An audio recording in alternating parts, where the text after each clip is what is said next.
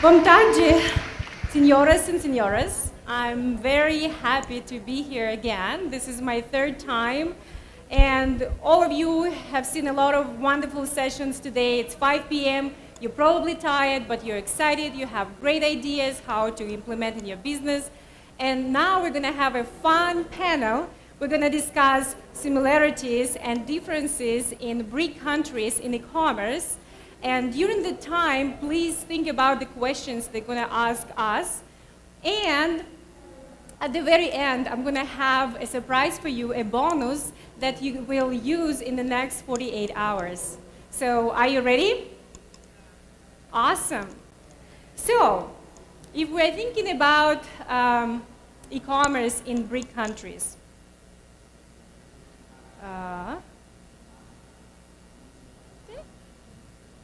okay, I need someone to help me.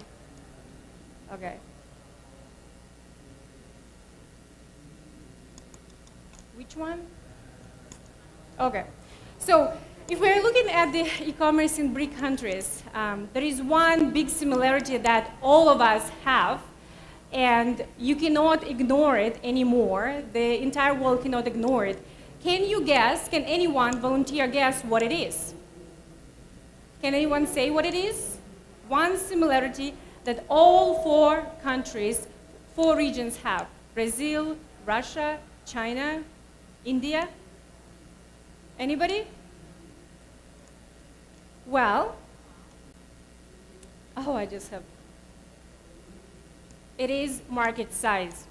Market size is something that all four regions are famous for, and the rest of the world is paying attention. And it is so big that it matters. In fact, there were studies have done in the US that by the year of 2015, Brazil will be able to make up to $25 billion. Russia has the potential of 38 billion. India ranges within 11 to 38 million. And China, which is the biggest one, probably because of the population as well, is 443 billion. This is huge. And so the rest of the world cannot ignore that.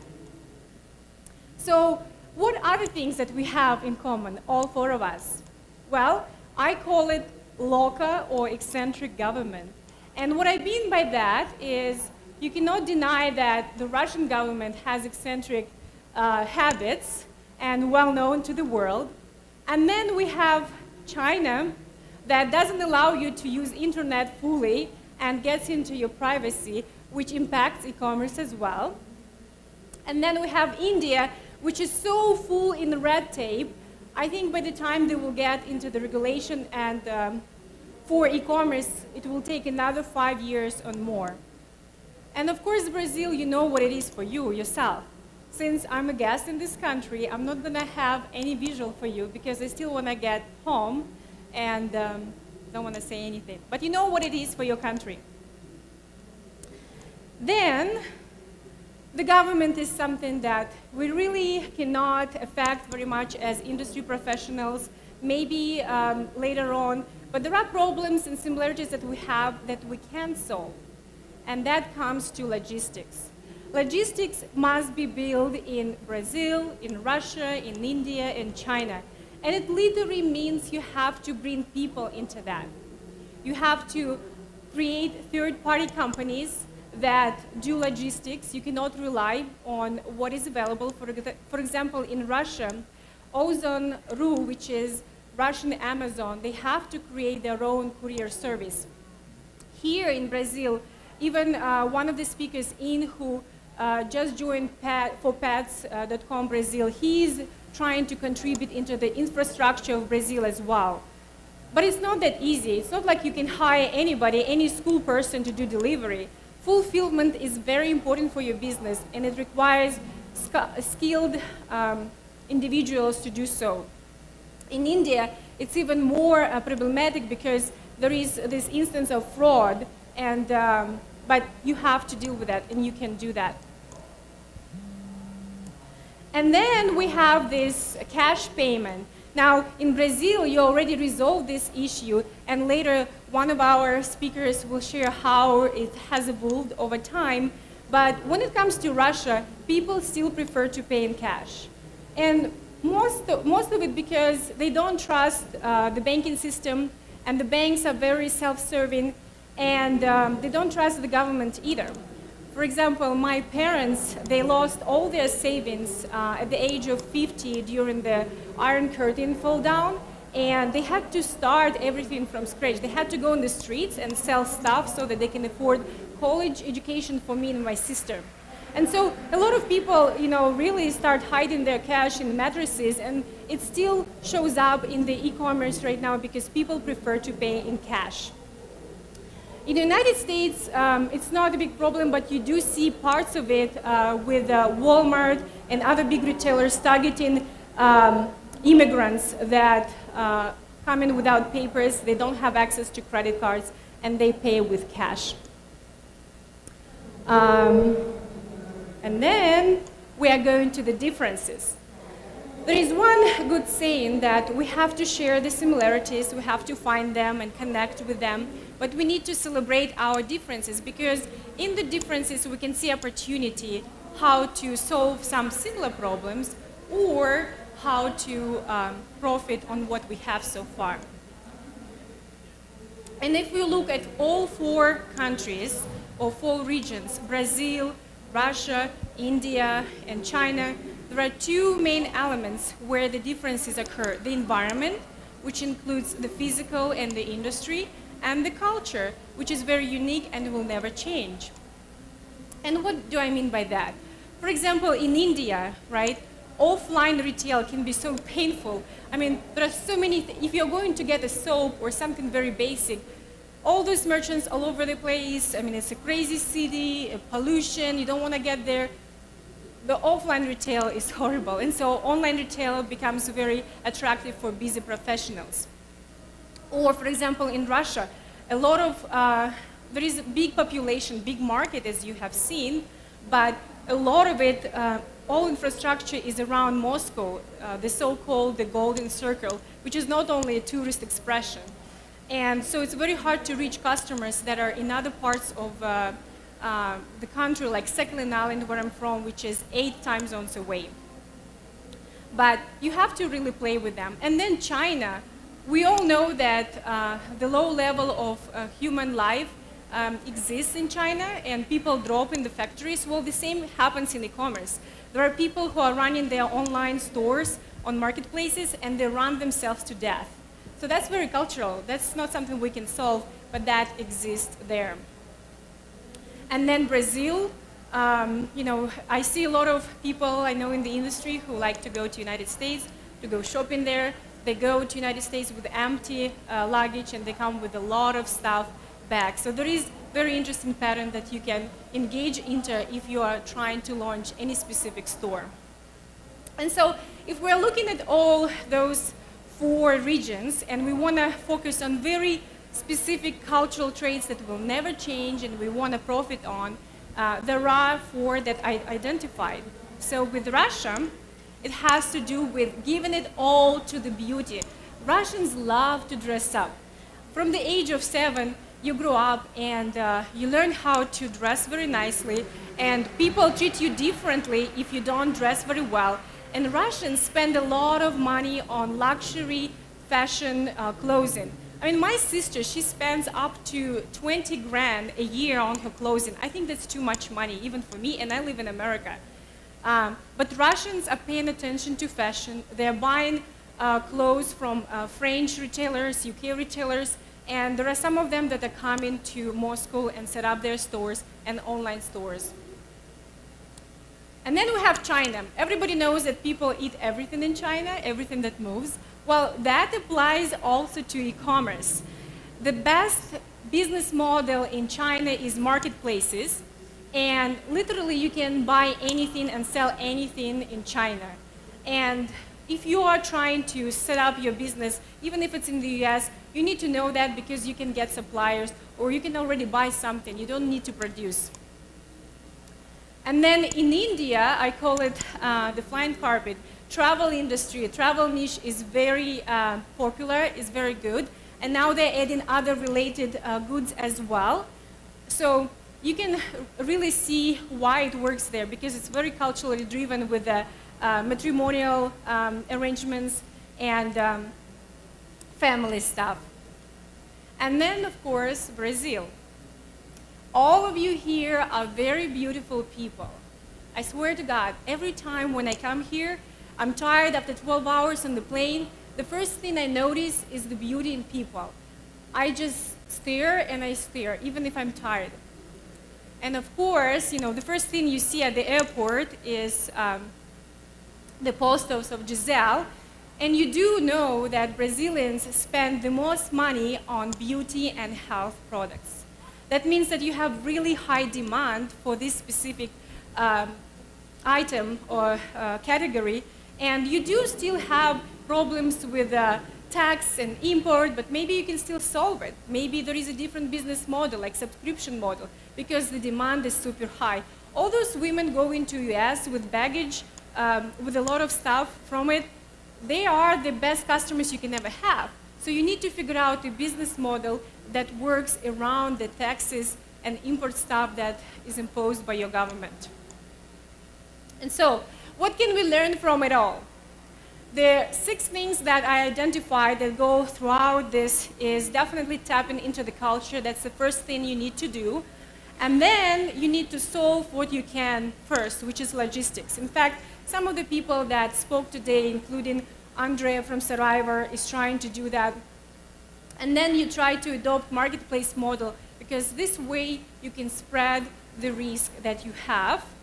And you need to partner up with your competition, because you're in together. You have the government that's meddling into and is not helping at all. So partnering up with your competitors, even if they're foreigners, can be good for you. And that's what some companies do here in Brazil. And of course, investing in technology and people, trying to educate. And a lot of things are done here with this specific conference and with ESPM and other institutions. And again, dare to be different, because the government is not going to change, but you can. So definitely try to do that. So this is all high level to warm you up. By now you should be having some questions. Okay, like what are the differences? How can I use that and that? Start thinking and getting those questions. If you need more detailed information, I can provide you the list of top 10 retailers in all those 4 regions. You just have to email me and let me know about that. Also, I have another bonus for you, the second bonus. This October, I'm actually launching a book on e-commerce. It's called Grow and Scale Online Store to Profit. And I have 50 online retailers all over the world who are contributing to their stories, their success stories, including some people here, like Ian, Andre Alves, Sandra Turci, even a new startup, Primo Gidurare from south of Brazil, and many more. And in that book, there will be stories from those countries, how they solved some of the issues, so that you get a sense. Now, I have a limited offer for all of you here. If you either email me at contact@commercebrain.com or go to commercebrain/profitbook, within the next 48 hours, you will get a free copy of this book, together with a one-pager. So, and now, we're gonna move to our rock stars in the Latin America. We have Malte and Pedro, and they're gonna tell you how they're gonna apply, how are they applying all these lessons that they see in their respective companies. I'm gonna ask them a few questions, and then you will take over with your questions. Sounds good? All right. So we're gonna start with Pedro. Can you tell us more about what do you see, what are the similarities in Brazil that maybe we spoke about the cash, and it's something that has been resolved already. Can you share the evolution of this and how it came about, and also touch the government piece? Okay. I have opportunity to speak in English, German, Portuguese and English, but I prefer to Portuguese, okay? Sorry. Eu vou desenvolver em português, é mais tranquilo para entendimento e para as ideias. Bom, como foi apresentado pela Yulia, a principal característica dos BRICS, exceto aqui Brasil, é o pagamento por dinheiro, cash on delivery. Nós aqui no Brasil já resolvemos esse problema. Nós temos o e-commerce há praticamente 15 anos no Brasil e nós tivemos a oportunidade de desenvolver meios de pagamento específicos para o canal de e-commerce. Nós temos aqui no Brasil pelo menos 3 ou 4 soluções, Bcash, nós temos PayPal, nós temos o UOL, enfim. E temos também oportunidade de pagar através de boleto. Ou seja, aqui no Brasil, pagamento através de dinheiro realmente somente para alimento, né? Quando você compra através de pizza ou qualquer produto alimento. Nós temos aqui no Brasil uma característica também muito forte com relação aos BRICS, a questão tributária. Nós temos aqui uma carga tributária relativamente alta, muito alta, né, próxima a 40%, e nós temos uma outra questão que é muito similar, que é a questão da intromissão governamental dentro do nosso mercado de e-commerce. Nós temos os nossos ilustres deputados e senadores sempre buscando implementar leis, obviamente, tentando facilitar a vida do consumidor, que é correto, mas aqui no Brasil, muitas vezes, o setor ele não é ouvido. Nós já vimos diversas leis sendo implementadas, impostas para o setor. Nós sabemos do problema da guerra fiscal entre os estados, que complica muito a entrega dos produtos para os consumidores. Nós tivemos recentemente a aprovação aqui em São Paulo da lei do agendamento com período, entrega agendada, conhecida, a lei da entrega com hora agendada, em que, numa cidade como São Paulo, onde nós temos problemas de acesso, nós temos problemas de trânsito, isso praticamente inviabiliza essa lei. E, recentemente, nós tivemos também a medida provisória 615, que está trazendo a obrigatoriedade dos meios de pagamento alternativo, os facilitadores de pagamento provavelmente terem que ficar abaixo de uma instituição financeira. Enfim, eu acho que essas questões são questões que são trazidas e muitas vezes sem consultar os varejistas, e isso traz muito problema para o setor. And so I cannot use both of them, so I might not have heard what you said. But can you tell me about how you helping to resolve this government issue? Because you are part of the agency already, and you are probably educating the government how important e-commerce is. Can you tell me about the developments and the work that you do there? Can you tell about the development of? You know that the government is one of the pains that we, all 4 of us have. And I know that you, in addition to Buscap position, you also hold a position in a governmental agency. Fecomércio. Exactly. So how do you deal with maybe educating the government on the issues? Yeah. Nós fazemos um trabalho junto à Câmara Brasileira de Comércio Eletrônico e junto à Fecomércio, onde eu sou presidente do Conselho de E-Commerce, que é justamente conversar com os deputados. Nós temos através da Câmara Enet, nós buscamos, junto com representantes dentro do Senado Federal, dentro do Congresso Federal, levar para esses parlamentares a realidade do setor. Então, recentemente, nós buscamos um deputado aqui de São Paulo, onde a gente, dentro do Conselho, traz esse deputado e traz os representantes das empresas para mostrar a dificuldade do setor e trazer esse deputado, ouvir a gente e colocar aqui em São Paulo, na Câmara, na Assembleia Legislativa, uma lei que possa equilibrar e também trazer a realidade do setor e levar a obrigação deles nos ouvir antes da implementação dessas leis. Então, isso é muito importante. O setor tem que nos ouvir, porque senão cada deputado em cada estado do Brasil vai implementar leis que vai inviabilizar totalmente o comércio eletrônico. Fantastic. And now we also have Malte, who leads Dafiti, and his company is actually entering the whole Latin America. So Malte, can you share more, what are the similarities and differences you see between the countries of Latin America? Yeah, sure. I think before I get started, I would like to say one more thing, I think, and that's a great similarity of all the BRIC countries and entire Latin America, actually. I think we're sitting on a huge opportunity, and this is because basically we are sitting on two mega trends. One is the emerging market trend, right? I mean, the emerging markets are still, despite a little bit smaller growth now over last year and this year, are still countries that will be growing much faster than the average of the world. This is the first mega trend. The second mega trend is the pure penetration play. Today, I mean, I looked up the numbers today. I think e-commerce in Brazil today is something like 3.4% of overall retail sales. In China, we're about 4%, Russia only 2%, and India, I don't know, it's about this range as well.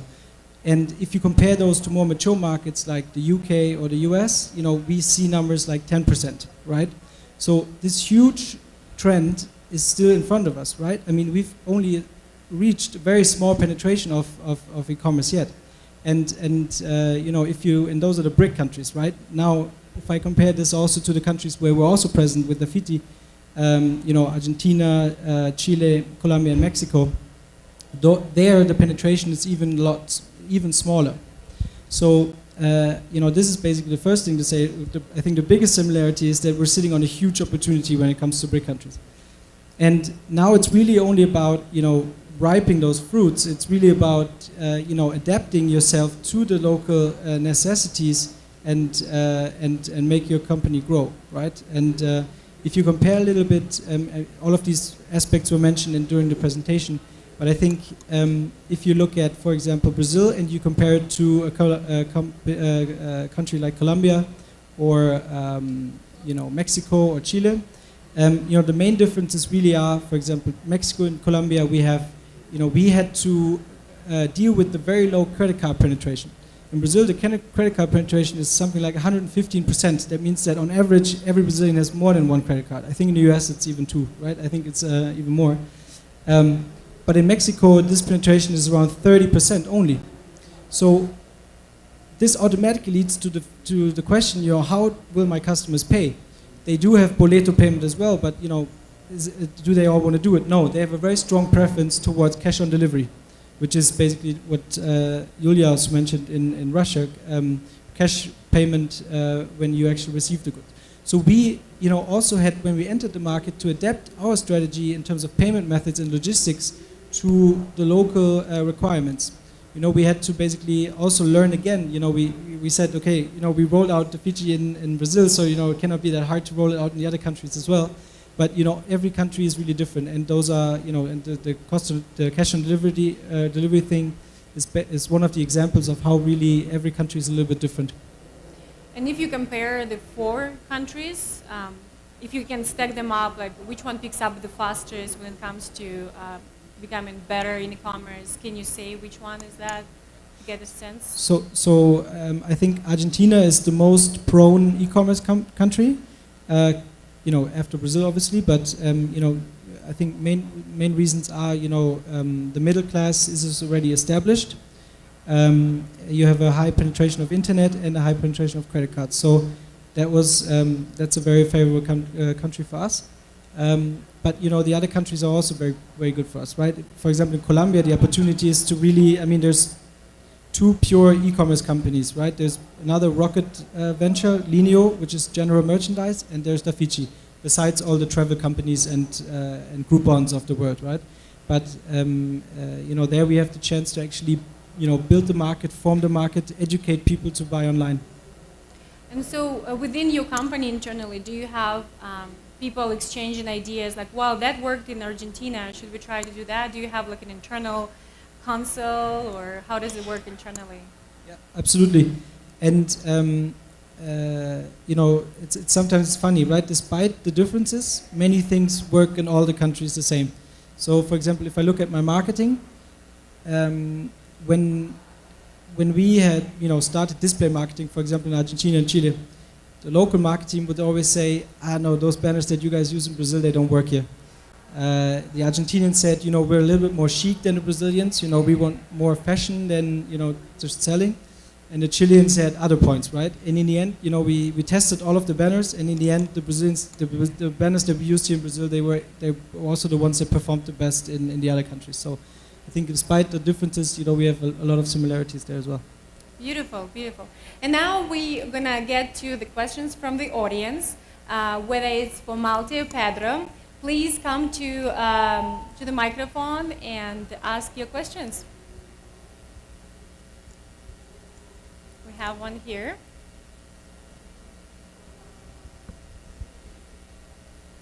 Boa tarde.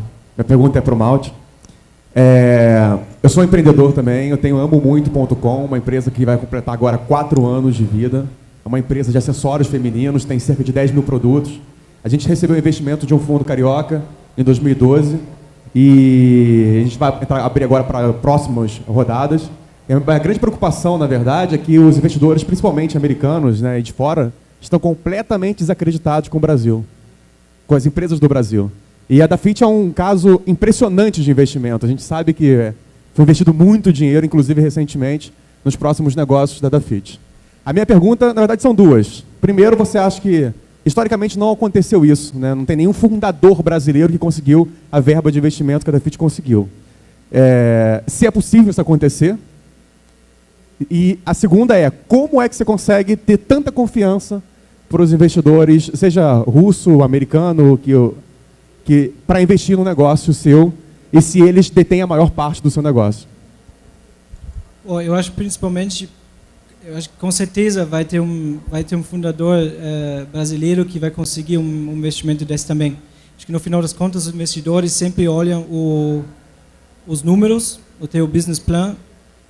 Se você está cumprindo o business plan, eu acho que não vejo porque a nacionalidade do fundador deveria determinar quem deveria receber esse investimento. Então, primeira pergunta, eu acho que com certeza. E como isso, bom, é a mesma coisa para a gente. Eu acho que a gente começou aqui com um investimento já bastante alto, com o nosso fundo, a nossa incubadora da Rocket, da Alemanha, e depois isso nos deu a oportunidade de realmente crescer bastante rapidamente.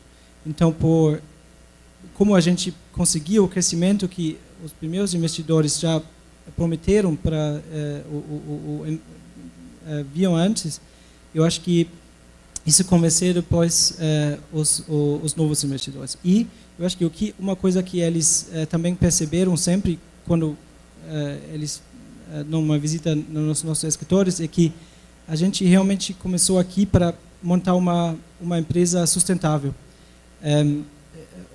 Do primeiro dia a gente já optou para não terceirizar, por exemplo, a nossa logística. A gente falou que do nosso primeiro investimento a gente vai gastar um belo valor já num centro de distribuição próprio. A gente investiu num atendimento ao cliente próprio. A gente realmente decidiu bem no início já que a gente quer criar uma empresa sustentável que não apenas vai dar um pico e depois voltar, mas realmente com uma operação também que sustente o crescimento. E eu acho que isso também foi importante para todos os investidores que no final das contas investiram. Wow, those sounded like very long questions and answers. Who else would like to ask a question? I think we have one more. Hi. My name is Hassan. I'm from Opa Design, working here in Sao Paulo. Question for Malta. What would you recommend for a company starting up here in Brazil, or maybe one of the other BRIC countries? As we've heard a lot that customer service and customer satisfaction is an important thing for success in e-commerce. And in terms of, and a big factor of customer success would be fulfillment and logistics.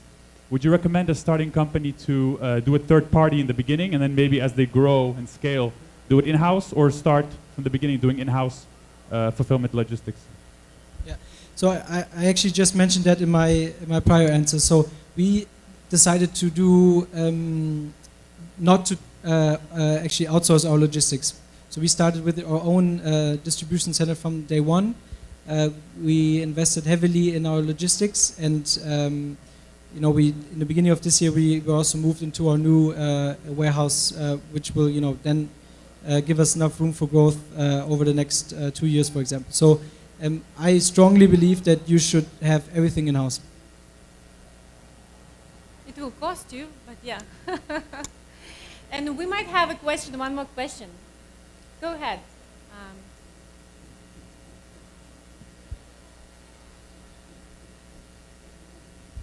Hello, a question for Malte.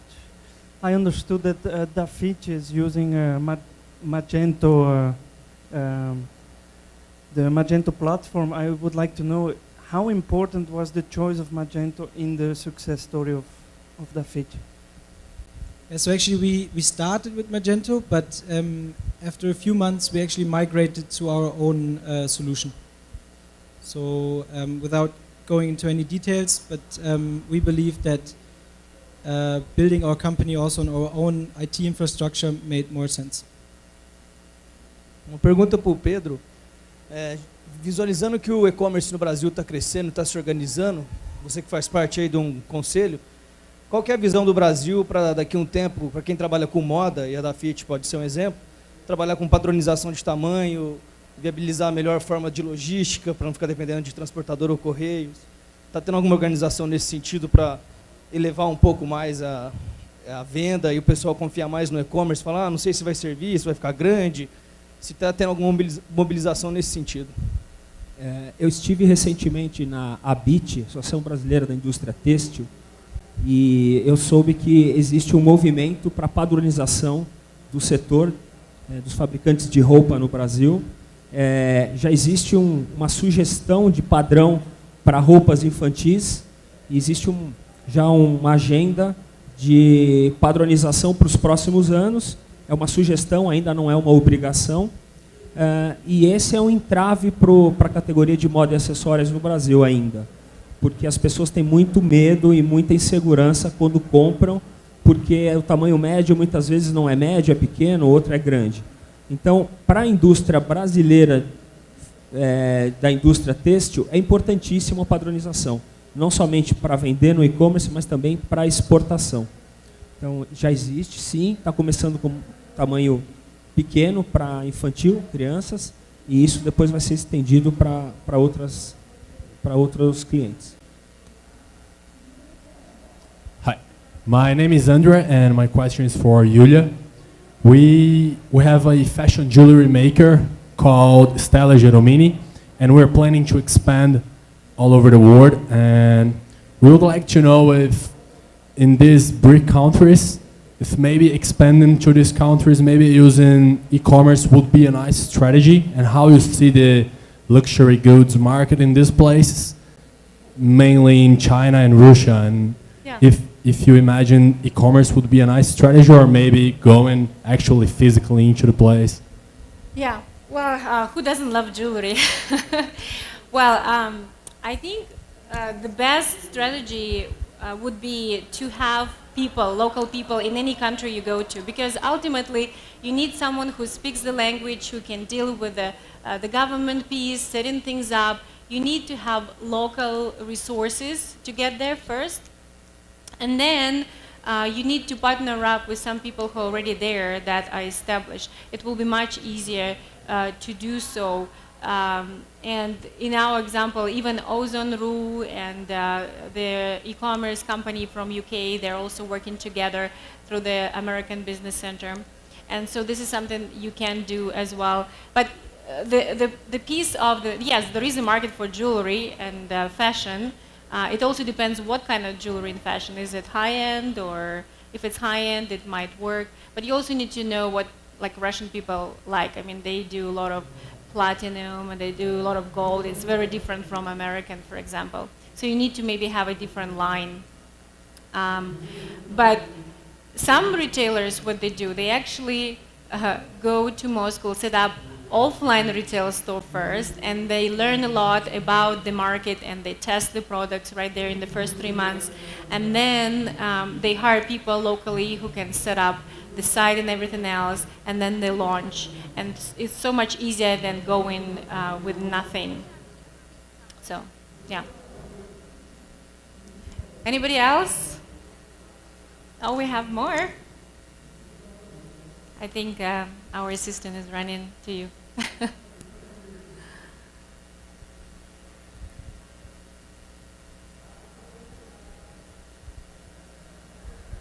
Olá, boa tarde. Meu nome é Devlid. Eu gostaria de aproveitar a presença do representante da Dafit, né, no palco. Com relação ao comportamento, a gente sabe que foi falado sobre padronização de tamanho, o quanto que isso impacta para o segmento de moda têxtil, né, não a moda calçado, talvez seja um pouco menor esse impacto. Qual que é o comportamento, como a Dafit está já no Brasil e também na América Latina, se existe diferença do impacto do tamanho da padronização de logística reversa no Brasil, né? Como que vocês enxergam isso e se o comportamento ele se assemelha nos demais países aqui? Então, a pergunta é um pouco... Bom, a resposta depende muito do país, na verdade. O Brasil e a Argentina são países especiais porque são muito protegidos, né? Por isso também a gente tem uma indústria ainda muito forte de calçados e também de roupa que está sendo produzido aqui. Já o Chile é completamente aberto. Lá o sourcing, né, compras da mercadoria é feito completamente pela China, né, os mercados asiáticos e lá então a padronização já é um pouco maior. Colômbia, por exemplo, um outro caso, né? Lá a gente compra no Panamá, na Colômbia, mas também na China, porque são diferentes marcas e o sourcing tem que ser diferente. E México também é mais mesclado. Então, depende muito do país, mas uma coisa que a gente sim pode dizer que quando o sourcing for feito pela China, tem outros problemas com a China, né? Com certeza, mas pelo menos os tamanhos são mais posicionados. We have one question over there.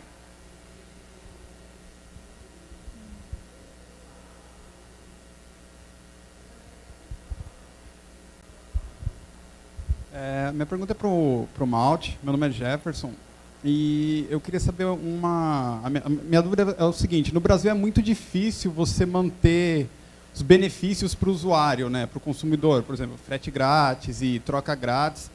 E eu queria saber qual que foi a estratégia tomada da Dafit, assim, cobrar frete de um usuário que estava acostumado a não pagar frete. Boa pergunta. Eu sempre vejo a oferta de uma empresa num triângulo, vamos dizer, né, que é preço, portfólio, seleção e conveniência. E ainda nos mercados mais emergentes, o preço é um fator muito importante para a compra. Dentro do preço também entra essa questão do frete, né? Então, por isso, no início a gente optou realmente para oferecer frete grátis sempre.